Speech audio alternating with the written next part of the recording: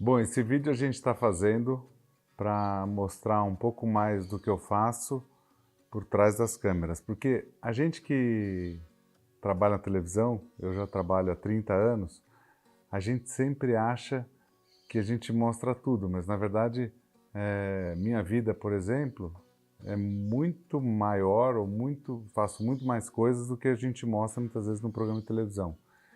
E eu sempre tive muita vergonha também de mostrar uma coisa ou outra.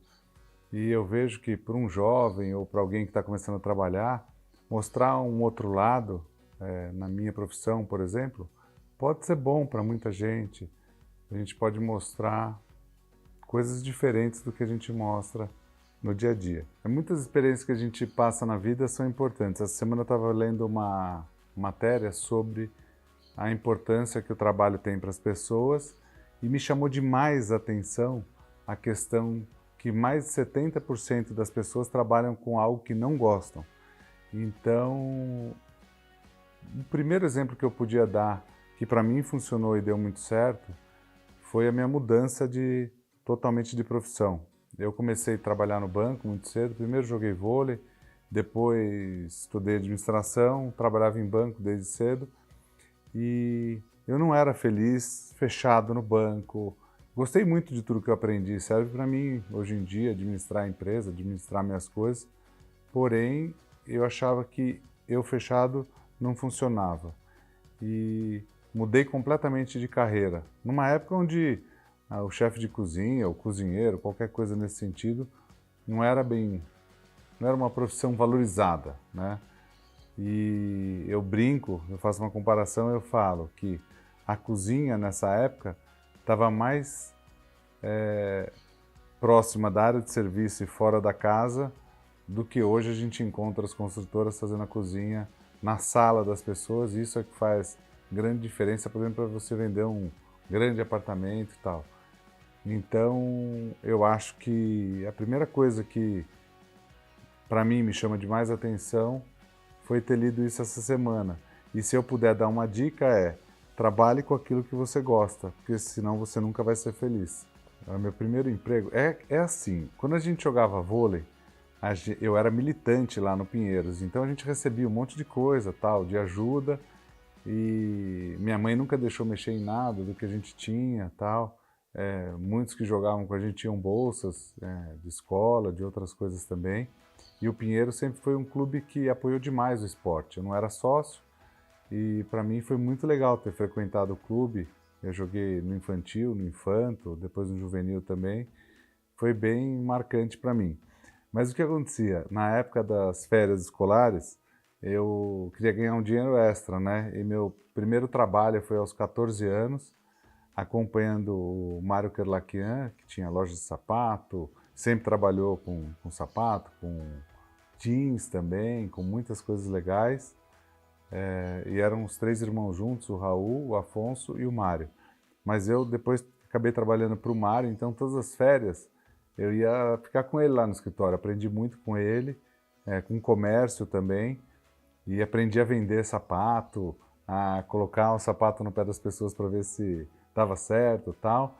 E ele falava que eu, pelo meu jeito e tal, eu levava uma forma diferente à venda, e ele falava que isso era muito importante para mim. E eu realmente aprendi muito com ele. Aí depois eu fui trabalhar no banco.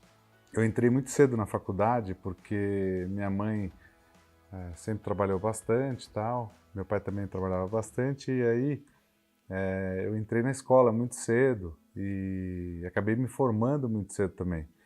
E eu entrei na faculdade, se eu não me engano, com 16 para 17 anos. E eu me formei muito cedo. Mas antes disso, foi muito engraçado, porque em uma semana eu queria fazer estágio e tal. Eu entrei no concurso para algumas auditorias, Arthur Andersen na época, que eu me lembro, e para o mercado financeiro também, que eu gostava bastante. Eu fiz lá as provas para o Citibank, não, para o Bank of America, se eu não me engano, o Citibank, e também para o Banco de Boston. E o Banco de Boston foi o mais trabalhoso, tal, porque tinha muita prova, tinha muita coisa lá no centro da cidade. E eu ia, passava em um, deles me chamavam e tal, e foi o primeiro que saiu, o resultado. E daí eu passei, e tinha que escolher a área tal de atuação. Como eu não conhecia nada sobre banco, um jovem, o que ele conhece? Nada. Você acha que o banco se resume a uma agência tal, e o banco é muito maior que isso. Aí o que eu fiz? Eu falei assim, vou trabalhar como estagiário, praticamente office boy, né?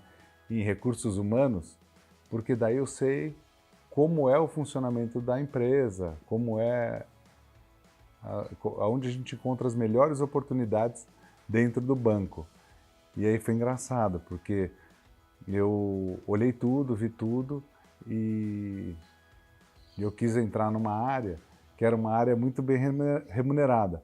Só que eu não percebi que era uma área financeira, que muita gente no começo, principalmente como estagiário, assistente financeiro, analista financeiro, ganhava bastante porque tinha bastante hora extra, eu só não me liguei com isso, né? E eu fui para essa área, entrei nessa área, fui efetivado nessa área também.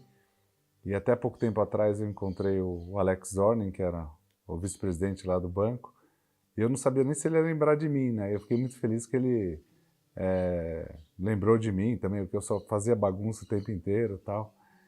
E eu aprendi bastante lá. Nessa época, desde o sapato com 14, depois 15, 16, 17 anos, fui trabalhando no banco, né? Até eu me autodemitir para seguir meu sonho. E essa história foi engraçada, porque assim, ninguém queria que eu saísse do banco. Porque assim, você imagina, eu estava estudando administração, me formando já, aí comecei a estudar economia também, financeira, por conta do banco, e aliás o banco, eles incentivavam a gente a estudar muito, eu estudava bastante economia, financeira, tudo isso, e aí eu fui pedir demissão para o meu chefe, que eu falei, poxa, eu quero fazer uma coisa diferente, quero estudar gastronomia na Itália, tal. Ele falou, não, eu não vou, não vou deixar você sair não, tal. Aí eu falei, poxa, eu vou pensar então até amanhã. Daí eu fui para casa, daí eu fui falar com meus pais. Aí meus pais falaram assim, a gente acha que você não tem que deixar o banco também para isso, tal. É uma profissão diferente e não era valorizado. Hoje em dia também é um pouco diferente, né? Quando a gente fala que você vai trabalhar numa cozinha e tal. E eu tive realmente apoio de poucas pessoas nessa época. Não por mal, porque o pai e a mãe querem sempre o melhor da gente. Mas eles achavam que eu estava indo muito bem no banco, né? Então, depois eu consegui sair, né? Mas eu levo de positivo isso, que as pessoas realmente gostavam de mim e não queriam que eu saísse de lá. Talvez a única pessoa que me apoiou foi meu avô, que já é falecido. Ele estudou confeitaria em Lyon, que é uma das escolas mais renomadas, e foi o primeiro negócio que ele montou aqui no Brasil, uma confeitaria lá em São Bernardo. Mas como era um trabalho muito grande, sempre é assim, também trabalhava 24 horas muitas vezes para fazer as coisas que ele tinha que fazer. Ele estudou química também, e daí quando ele começou a ganhar um dinheiro tal, ele montou o negócio próprio dele, que era uma fábrica de tinta, junto com meu pai. E aí uma coisa interessante é que esse meu avô, em determinadas épocas, ele tinha 2, 3 trabalhos, ele sempre trabalhou, e ele falou uma frase para mim que eu nunca esqueci. Não é tão bonita a frase, mas é relevante. Ele falou, eu acho que você tem que sair para você estudar gastronomia, fazer sorvete, outras coisas, até porque daqui a um ano, se você estudar um ano de tudo isso, você vai aprender muita coisa no comércio e tal, e você vai voltar melhor do que você é. E outra coisa, é melhor você ser a cabeça de uma formiga do que, eu vou falar bumbum, né? Do que a bunda de um elefante. Ele falava isso. Quando eu comecei a estudar, eu fui para a Itália e eu concorri a um prêmio na Itália. E era na região de Rimini, Riccione e tal. Lá acontecia duas coisas importantes. A Feira Mundial de Sorvete e também o Miss Itália, que eram com modelos, tudo, as mulheres que concorriam a esse prêmio. E aí eu fiquei entre os 3 melhores naquele ano no mundo, na competição. E o que aconteceu? Eu voltei para o Brasil para divulgar, acabei ficando em segundo lugar, e muitos canais de televisão me chamaram para ir e tal, e eu fui em vários. E um programa que me chamou demais a atenção foi a Claudete, que ela estava lá na Gazeta, na época, no programa Mulheres, e ela falou, nossa, você sabe fazer outras receitas, tal? Eu falei, sei. Ah, então volta semana que vem. E nessa de voltar semana que vem, acabou dando certo, e eu fui em todas as emissoras praticamente para falar, mas lá eu cozinhei.